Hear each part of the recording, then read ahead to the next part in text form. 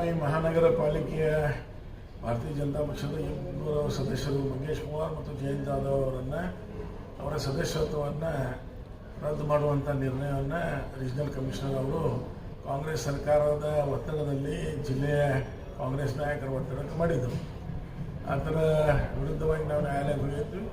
ನ್ಯಾಯಾಲಯ ಅವರು ಮತ್ತೆ ಸರ್ಕಾರಕ್ಕೆ ಅದನ್ನು ಇದು ಮಾಡಿದರು. ಸರ್ಕಾರ ಅಂದರೆ UD ಸೆಕ್ರೆಟರಿ ಅವರು ಅದನ್ನು ನಿರ್ಣಯ ಮಾಡಬೇಕು, ಆಮೇಲೆ ನಮ್ಮ ಕಡೆ ಬಿಡಬೇಕಂತೇಳಿ ಅವರು ಸಹ ಅದನ್ನು ನಾವು ಏನು ಆದೇಶಕ್ಕೆ ತಡೆ ಕೇಳಿದ್ವಿ ಅದನ್ನು ಕೊಡದೆ ಅವರು ನಿನ್ನೆ ಆದೇಶ ಮಾಡಿದರು.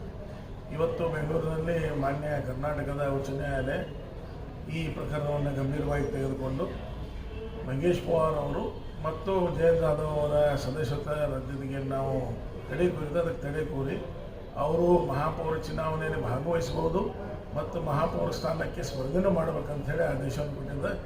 ನ್ಯಾಯಾಲಯ ಆದೇಶವನ್ನು ನಾನು ಸ್ವಾಗತಿಸ್ತೀನಿ. ಸತ್ಯಕ್ಕೆ ಯಾವತ್ತಾದರೂ ಜಯ ಇದ್ದಿರ್ತದೆ.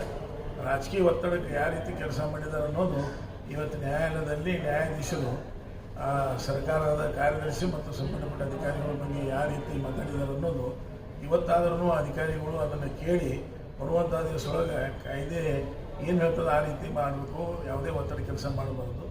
ಕರ್ನಾಟಕ ಉಚ್ಚ ನ್ಯಾಯಾಲಯದಲ್ಲಿ ಇವತ್ತು ನಮ್ಮ ಪರವಾಗಿ ವಕೀಲರಾದಂಥ ರವಿರಾಜ್ ಪಾಟೀಲ್ ಅವರು ಮತ್ತು ಪೂನಂ ಪಾಟೀಲ್ ಅವರು ವಾದವನ್ನು ಮಂಡಿಸಿ ಯಶಸ್ವಿಯಾಗಿ ಈ ನಿರ್ಣಯವನ್ನು ಪಡೆದುಕೊಂಡಿದ್ದಾರೆ. ಹೀಗಾಗಿ ಅವರಿಗೆ ಅಭಿನಂದನೆಯನ್ನು ಸಲ್ಲಿಸ್ತಾರೆ.